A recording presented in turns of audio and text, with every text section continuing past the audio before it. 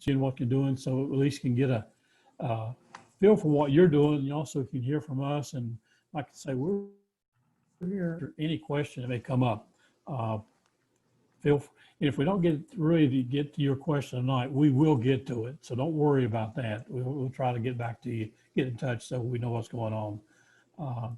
Like I say, we just have decided to put this together just as a way of communicating with you. In this day and age, we need to reach out every way we can. So this is just a start. All right, you want me to go talk about opening? Yes. Okay, there's several pieces of paper floating around, whether you've got them or not. There's one that's a reopening checklist. I think he's going to share this for you. If you do not have a copy of this, we'll get it to you, because this is really a good checklist to go by. It's about 2 pages. And you notice, I like the little part over there on the right side. It talks about safe is not the same thing as being risk-free.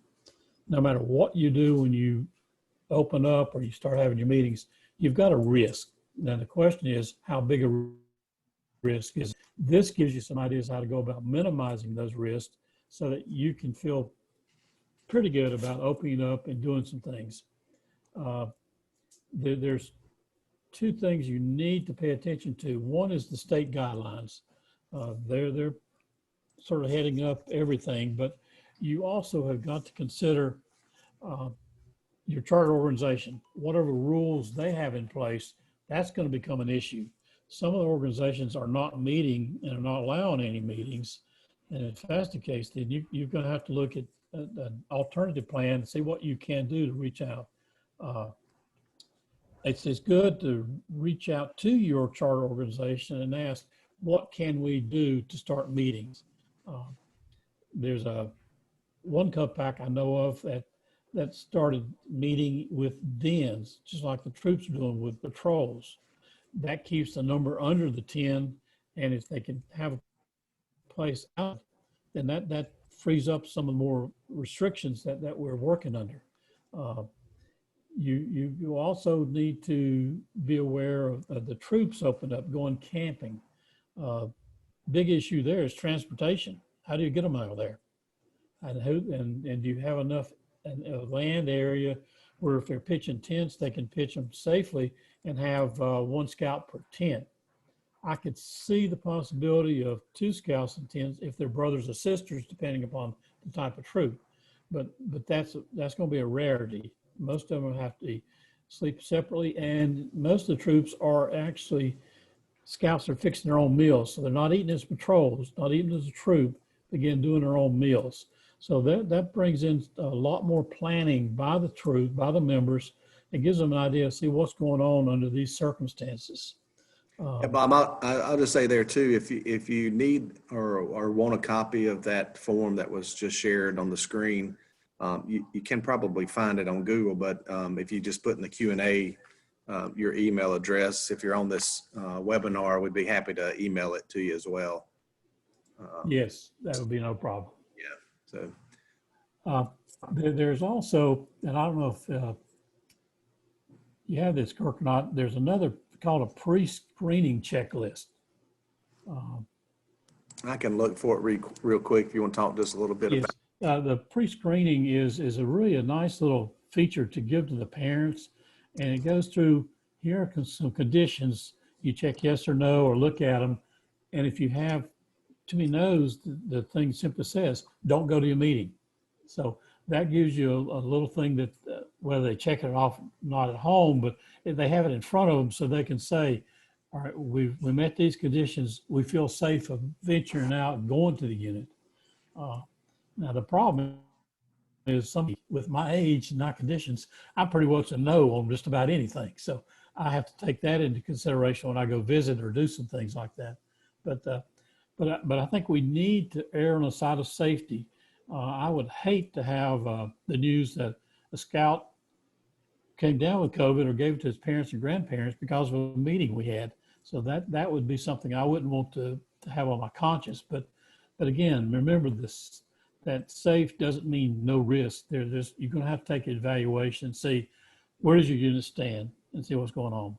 Another example I heard last night in the meeting was a troop had a camp out, but they camped out at their church. So they were able to do that. They had enough room, they could do that. And they actually did a project for the church. So there are lots of ways that, oh, there it is. I'm not That, sure if that, yeah, no, that's not the one that I it's saw. not. No, Okay. but it's in the same area. So it gives that. Um, but we'll see what we can do, and we'll keep going through the guidelines to get them out to you. There's also a new COVID-19 frequently asked question that we do need to get to everybody. It contains some information about advancement, uh, camping, and some other issues within COVID. How do you go about dealing with that? It gives the troops and packs some information on how to go about handling advancement under these conditions. So we'll get you a copy of that. So, okay. Anything else you can think of? I think. The only other thing that maybe I'll mention just real quick, and I'm not sure if we're not 100% sure if we have Cub Scouts or Scouts BSA, and hopefully we have a little bit of both. But just remember that there is during the COVID, and you're getting back to meetings. Remember that your Scouts BSA members, some of them may need to file an extension for their Eagle projects based on not meeting Yes. Mm-hmm. 6 months or 8 months due to COVID. And right now, that extension application process runs out at the end of the year. It may, I anticipate seeing National come out and extend that possibly just due to, we're still, a number of states still have restrictions. Mm-hmm. And so I think that's going to extend, but right now, you need to have those extensions in before the end of the year, or they're going to. Yeah, I would agree with that because I think I'm like you. I think they will extend it, but I wouldn't want to count on it. Right. Yeah, exactly. I don't see that we have really any Q&As. I did see a few email addresses that we got. And so we'll make sure to get those out to the ones that sent those in. The other thing we wanted to talk about as we're getting ready and getting prepared for, and we've actually already had a couple school nights this week, but this fall recruitment, I know, and just looking at the list of participants, we've got several Cub Scout members, leaders, and again, the first thing I want to say is, we want to thank the leaders for everything they do to provide scouting. Without our leaders, we just don't have a program. And so, I've been doing this now for 25 years, I believe, but this is by far the most challenging fall roundup that I've encountered, and I think scouting has encountered. Traditionally, as you are aware, we go into the schools and do a pep rally for to get the kids excited about scouting, and unfortunately, we're just not able to do that this year. We don't really have any school access, which we kind of anticipated, but we do still have partnerships with our schools, and most of them have been very willing to continue to support scouting, but it's just in a different way. So we have developed a few videos, YouTube. If you haven't seen them, I would encourage you to go to check those out. But we have a youth video for every county.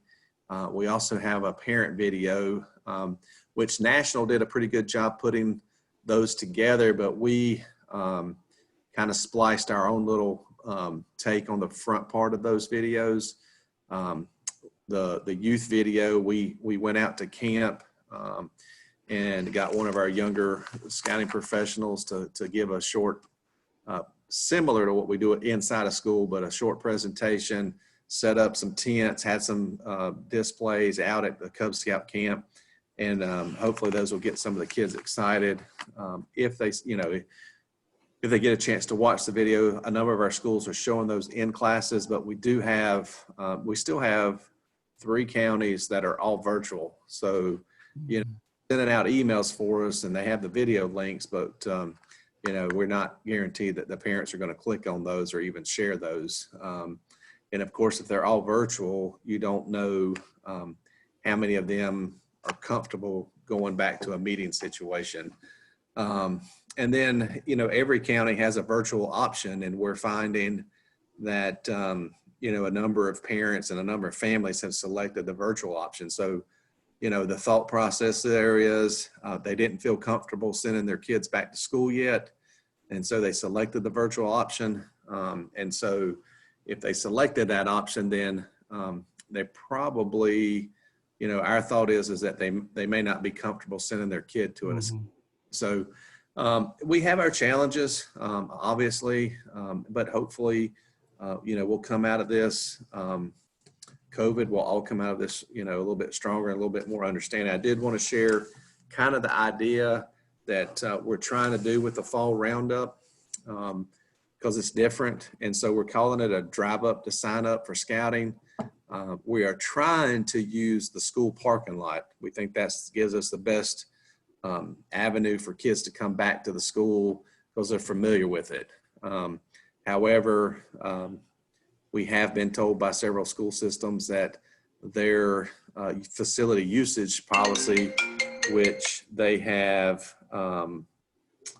updated for most school districts, and they've eliminated the school usage, but their policy, I put that in quote, their policy, now they all have the same policy. It's like policy 5030 or something. But it's pretty much a statewide thing. But their policy, they have said, includes the parking lot. So there's several counties that we cannot use the school parking lot. So we're having to do them possibly at the church where those units meet. We've got a couple districts that are using city or county parks. And so we're just trying to really get kids out and we'll just see how it goes. We changed up a little bit this year. We're using a Cub Scout folder. This is very, you know, it's basically a folder. I think everybody can kind of see, but typically we do an envelope, but this year we decided to do a folder. It's a little thicker. We're doing a drive up to sign up. We're also giving everybody that comes a nice Cub Scout pin, and we're going to keep these. It kind of for twofold. One, it eliminates handing these pins out to a bunch of people, getting them back. Mhm. You know, so they get to keep these. It has the council website and phone number. And it writes in blue ink, which is great for our applications. We got a number of QR codes, but most phones, you don't have to have a QR scanner anymore. If you just scan that with your photo camera, it'll give you a link to go. The one on the front goes to beascout.org. If you open the middle, we've got a little welcome there. This goes to National's Family Guide, which is it's about a 5-page document that talks about Cub Scouting. The one on the inside folder goes to our council website and lists all the scouting professionals. So it's a contact, and it says right there, volunteers are here to assist and help. Local scouting professionals available anytime. So, and then on the back, which you can see, we've got information about the council. This goes to the council website. A little bit of information here about how to get on our constant contact. And then we've got a link to our Facebook and Twitter. Actually, that's Facebook. That's Twitter. And so we're really trying to get the word out. So that's our drive up to sign up. Inside the packet is what we've used the past couple of years is our version of the family guide. It used to be a 4-page document. We've narrowed it down to 2. It's just basically what is scouting. We've got an event flyer. I will draw your attention, which I know you can't read it because it's way down here at the bottom and it's very tiny, at least on the camera, but it does say note, due to current COVID restrictions, all Cub Scout events are subject to change and could be postponed and or canceled. We're trying to make a decision this week because we got so many roundups next week about Rocket Academy, which I think we can pull off and do a registration or a check-in by time.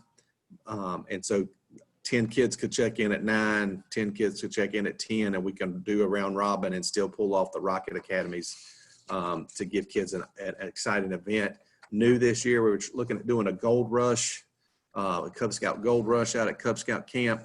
And then finally our Freaky Fall Festival, formerly known as Spookery, And we hope to have an answer on those 3 events before next Monday. So I know we've got a number of signups. Again, the Cub Scout application, the adult application, and finally the popcorn flyer is in there. Just, you know, for anybody that might want to sell popcorn and help pave their way through scouting. We also looking and trying to develop an Ask One, Add One campaign that will kick off October the 1st and run the month of October, where we encourage scouts to ask a friend to join. We're kind of working on what kind of incentive we can provide to the Cub Scout or Scouts BSA or venture member who adds a friend. Something for the recruitee and the recruiter. The add one is probably going to be an add a patrol or add a den, and it doesn't have to be in as far as a den in the Cub Scouting. It doesn't have to be the same age group. But what we're doing is going to challenge our troops and our Cub Scout packs to add a patrol of 5 boys or girls in their Scouts BSA troop, and challenge our Cub Scout packs to add a den of 8 or a total of 8 new Cub Scouts outside of the fall traditional school, or not, it's traditional this year, but a school talk or school sign up, I should say. And so we'll run that the month of October. Those units that qualify will probably receive a pizza party once we can have larger gatherings, or at least maybe outside gatherings. So, you know, that's kind of what we're looking at this fall. Again, we understand that there are challenges. One of our biggest challenges I think the council facing right now is that we have 103 of our 237 units that are sponsored by the United Methodist Church. And being a Methodist myself, I know that we're not having, you know, in-person fellowship. We're not having church inside. We have an outside service, and then we have online service. But our youth groups aren't meeting, our choirs aren't meeting, and so you know, a number of our units have told us that they have not been allowed to meet, and so that's a concern. Because it's hard to recruit kids for units that aren't meeting. It's, you know, so we're trying to get through that. And if, you know, if you've got any ideas, I do know Adam's on here, but he's not sharing his video yet, but I know he made some visits this past week. There he is. And visited a pack out in Cherville. And they were actually doing the temperature screenings with the thermometers and asking, he said he had to check in and he got temperature screened and was asked the basic 5 questions, I think that is, about, you know, around anybody that's tested positive, blah, blah, blah. So that pack was doing a great job of pre-screening basically before you were able to stay or join their meeting. So, you know, it's going to take some time. We know we got great volunteers, and we're excited that, you know, they're hanging in there with us. And you know, if you've got ideas that you can share, you know, we would welcome those ideas. But it's going to be a challenge to get through the fall. We don't really know what to anticipate. We've had a few school talks, and the numbers are down. But you know, we're hopeful that we can continue to spread the word. And we're just trying our best to get the message out there that Cub Scouting and Scouts BSA and scouting in general is still available for our youth. Can provide an outlet for many kids who have been stuck at home for the past 8 months. Anything you want to add, Adam or Bob? Or No, I think you did a good job covering some of that stuff. It's like I say, we're all in this together, and I think that's what. In any meeting I've gone to, I've heard the words, we've got to pull together to get through this. And if we continue to do that, when we come out on the other side, we're going to have a good program. Now, we got a good program, but we're going to come out with a lot better product for the kids out there that need this. And that's what we're reaching for. We've got to have that program available for the youth. They need it. They do, yes. Well, with that, I think we'll move on over to our third topic this evening, which was the Popcorn 2020. And again, we've got some challenges there. I mean, a lot of units that still aren't meeting. So, but we do have some successes, and I wanted to invite Adam McCarrison, who's field director for the Piedmont Council and our staff advisor for the 2020 popcorn sale, and just tell you a little bit about how that is going, and see if we got any questions about the popcorn sale tonight from any of our participants. Yeah, I just want to again thank everyone for the opportunity to be able to speak with you for a little bit this evening. And so the first thing I thought I would explain and let everyone know about is kind of what Kirk alluded to, was a unit visit that I did on Monday night in Cherryville, North Carolina, which in the Heartland District is on the western side in Gaston County, the northwest, you could say quadrant of Gaston County. And when I arrived at their PAC meeting, they had about 15 to 20 kids in an outdoor pavilion that were there. But before I was able to go down to the pavilion and speak to the adults and see what was going on, they temperature checked me. They had actually a clipboard in which they wrote down my name. They asked me the 5 questions, or 5 key questions that many of you have probably been asked when you might go into a doctor's office. Have you been exposed to anyone? Have you had any symptoms? Things of that nature. And then based on my answers, then they wrote that down. Yes, no. And then from there, they just made sure I was wearing a mask. And looking around at all of the youth and adults, what I noticed was, number one, all the youth and adults were wearing masks. Number one, when they were doing different activities, being outside, they were socially distanced apart. So they weren't, even if they were in a circle with a leader in the middle or at the front, they made sure that they weren't, as close as they would be normally. And then lastly, when they were doing any types of physical activities, which one of the activities they were doing was model airplanes for one group, they actually had disposable gloves actually for the adult leaders that were handing items to the individual kids. So every scout had individual supplies, but when even those supplies were handed. So I was very impressed by, when I did that unit visit on Monday night, how a PAC currently can and this was their first meeting back. So on Monday night, it was their first time back since March. And so even the Cub Master was shocked. He told me he was surprised how many families ended up showing up. And as we were talking, I asked him, well, why do you think that is? And he made the comment to me and said, well, I think everyone is sick and tired of being stuck inside and doing virtual things. And so ironically, we're doing this virtually, but with our kids, many of our kids stuck doing virtual classroom activities and even a lot of other outside activities. It was nice.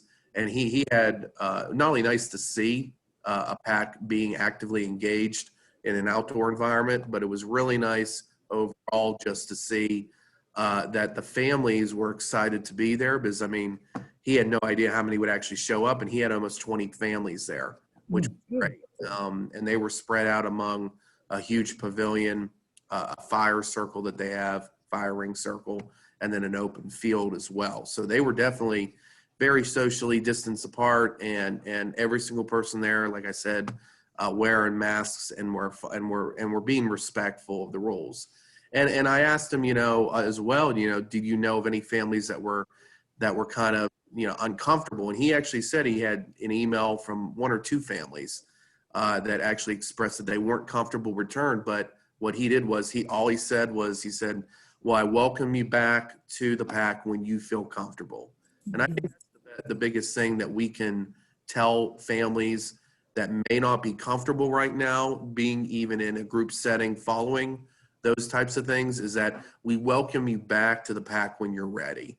And so, yes, we might have some families that they might not be comfortable right now, but that doesn't mean in a month from now, when we get to phase 3, that they might be comfortable with doing more larger group activities.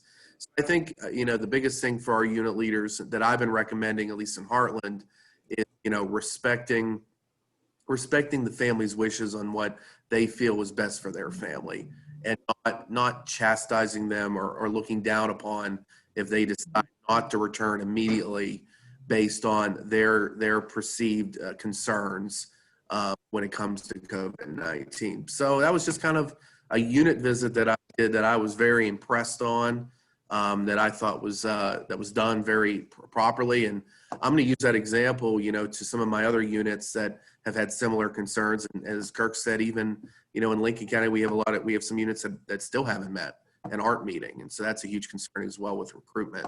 But two things, kind of moving kind of from there into kind of the final two things that Kirk alluded to, was the Eagle Banquet and popcorn. So he already kind of talked about popcorn, and he kind of showed this right here, and I'll point it up right here. This was our family guide that we sent out to every single Cub Scout and Scouts BSA youth member, and even venturing youth as well, in the Piedmont Council. So what we did was we understood as a council that many of our units back in August when we kicked off our popcorn campaign weren't meeting, or we're just coming back to meeting. And so we didn't want to place the burden on the unit leader when in years past where that information, for instance, was given, let's say these guides right here were given at a round table, and the unit leader that attended round table would have to go back to the unit and then give them out at a traditional meeting or a kickoff. So we knew that might not be possible during these COVID-19 restrictions.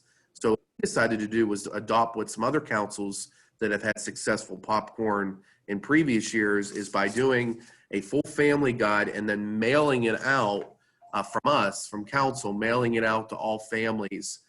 And the biggest thing, and I want to point out in here, and this goes back to, again, what Bob was alluding to at the beginning, was about social distancing, because of course some of you might on this call might be wondering, well, how are we going to sell popcorn in a socially distanced world, in a COVID-19 world? Well, right in our family guide here on this page, you see right here, Trails End is promoting how to sell $1,000 under social distancing. And what they're promoting is and this was again another reason why we mailed these out to each family, is that the individual scout can create an account through the Trails End website, even through their app on their phone. What that does is it creates an individual code for that scout. And that code could then be shared to their family, their friends, their coworkers, in a way in which they can then sell online. And so yes, we are promoting online selling heavily this year, not only through the app, but through the website as well. And online direct purchases as well is another great opportunity, as we said in our training back in August, where that family can now take credit cards and debit cards, so you don't have to worry about cash and checks. And then also the product is shipped directly to the family. So for those individuals that might be a little concerned grabbing product off a table at a show and sell, or if you did door-to-door selling, as what's traditionally been done, you can at least know that your product that you're purchasing from a scout is going from from Trails End directly to that end consumer. There's no middleman or middle involved. And so again, another thing I want to promote too, while I have everyone on this call, is what's coming up this weekend. You might have seen on our Facebook page that this weekend is our first Blitz weekend. And our first Blitz weekend is also a free shipping weekend. Now that free shipping, we're actually paying for that as a support and as a thank you to all of our families and unit leaders that are supporting our sale. And so for any order above $30, the shipping is going to be paid for by us. But what's great about this weekend, not only is it that free shipping weekend that I'm talking about, but in your family guide, as you see down here, we're calling it right here a Blitz weekend. And that Blitz weekend is where any scout can sell, if they sell $1,000 or more in popcorn in any way, shape, or form, they can receive some Blitz prizes. And what's really great is that we're offering 2 Blitz prizes for the Cub Scouts that do 1,000 or more, and 2 Blitz prizes for the Scouts BSC Adventures that sell 1,000 or more.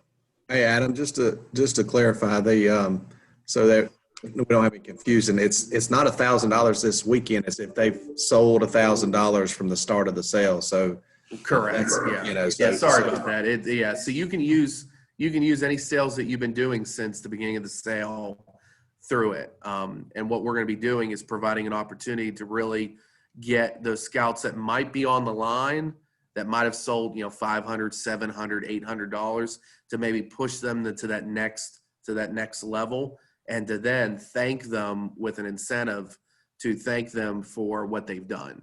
And so as you also see here, that I wanted to point out with that Blitz weekend as well, is that we are doing the national prizes that are featured right here. And so if you sold, let's say a scout sold 1,000, they're already on the front page right here at prize level 8. So not only are they going to qualify for a great national prize through our national supply, but they're also going to get those Blitz prizes that I talked about. The last thing with popcorn, and then I'll move into the Eagle Banquet, is another thing that's kind of cool and different and unique to us, the Piedmont Council, is the American Heroes donations. Many of you on this call might remember they used to be called military donations, and then last year they were called first responder donations. Well, this year it's called, and it's right here in the family guide, it's called American Heroes donations.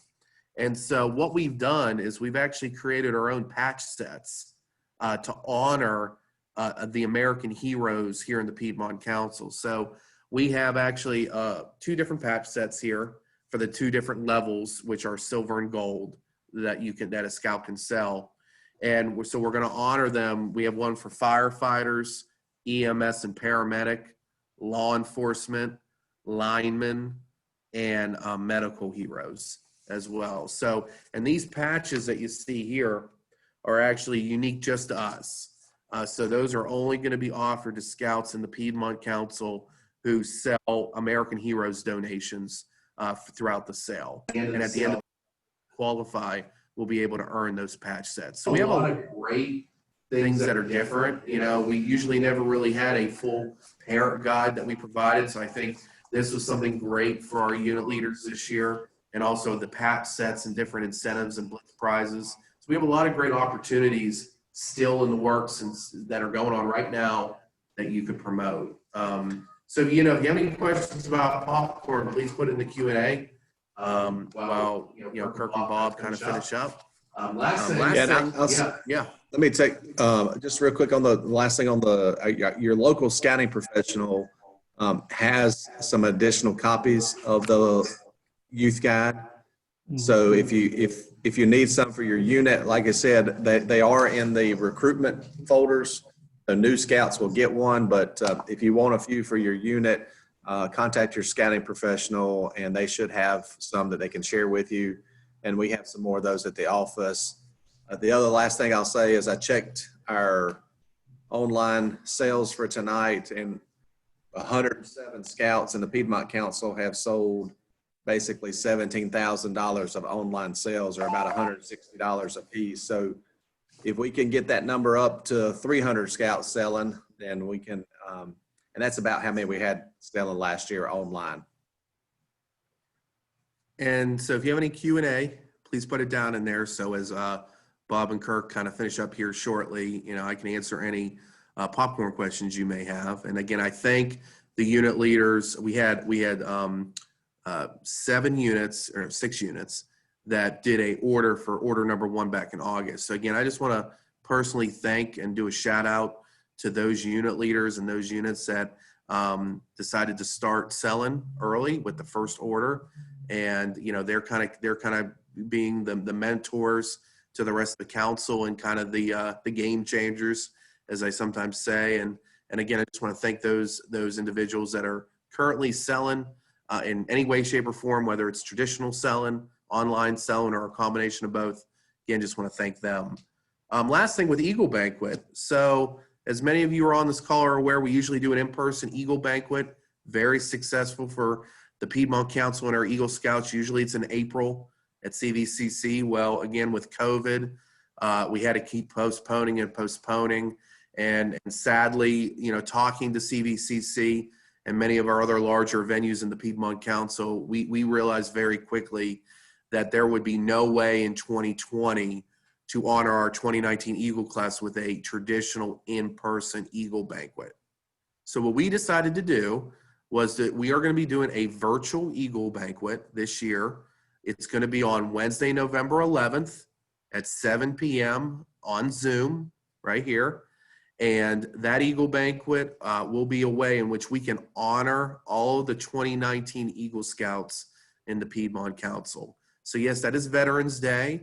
So we are also going to be honoring all, we're going to do a really nice kind of tribute to veterans in the Piedmont Council as well, because we haven't really done anything in the Piedmont Council before for Veterans Day. So I think it was kind of a nice way, while we're kind of in a unique situation with doing this via Zoom, why not do it and honor some of the great volunteers that are veterans in our council today and others.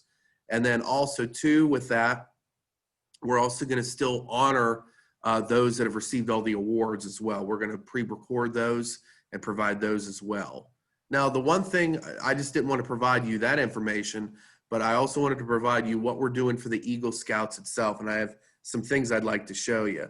So what we're asking for each Eagle Scout, and there's about 250 Eagle Scouts from the 2019 class, is what we're asking is pictures of them.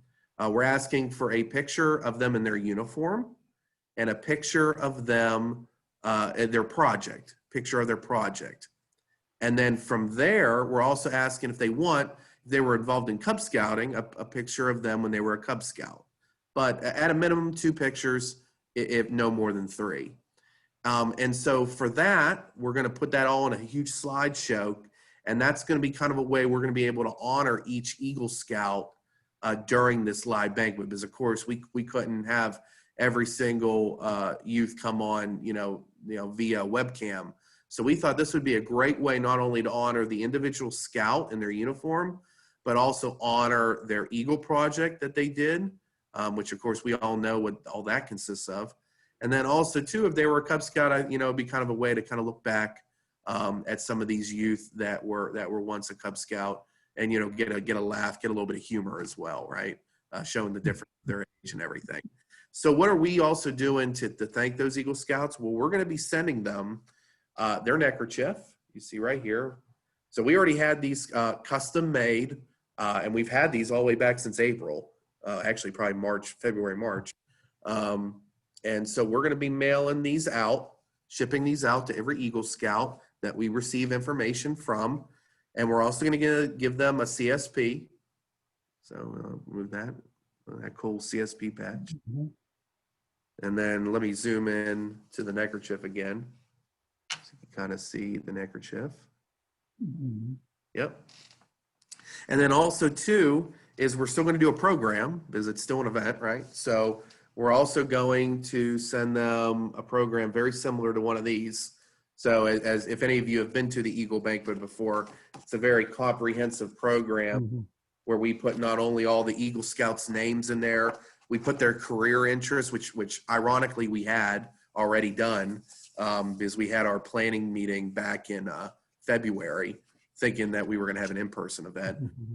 A lot of this data already, and also it's a way in which we can honor the award winners as well. So our goal, our plan, is to, as we receive the photos, we're going to put that in a screen share and show that off to everyone.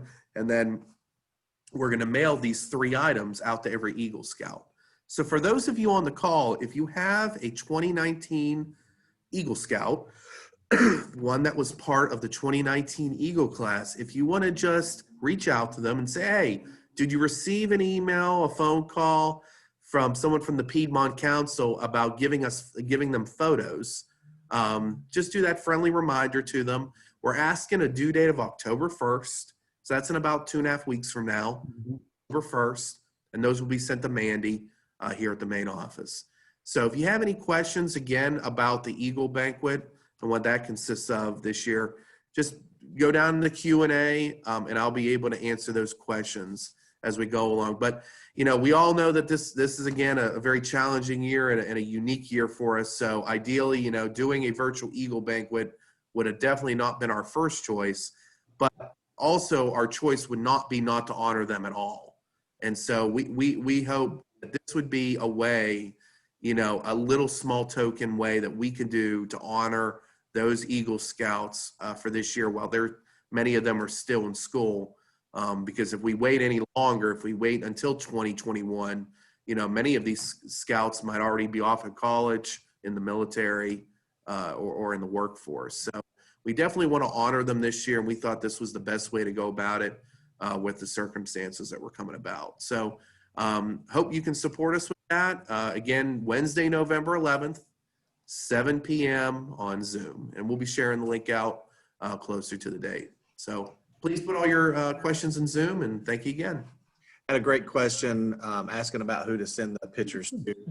I put in an answer, but it's Mandy Stroop here at the office is helping with that, but her email is miranda.stroop@scouting.org, and that should have went to everybody. So thanks so much for that, Adam.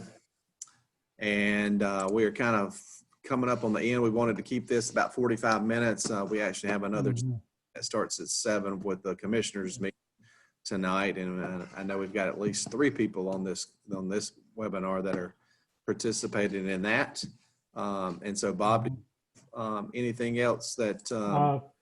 Yeah, I think we just need to let them know that we're going to continue doing this on a monthly basis. We just got to find a date that's a good date for everybody.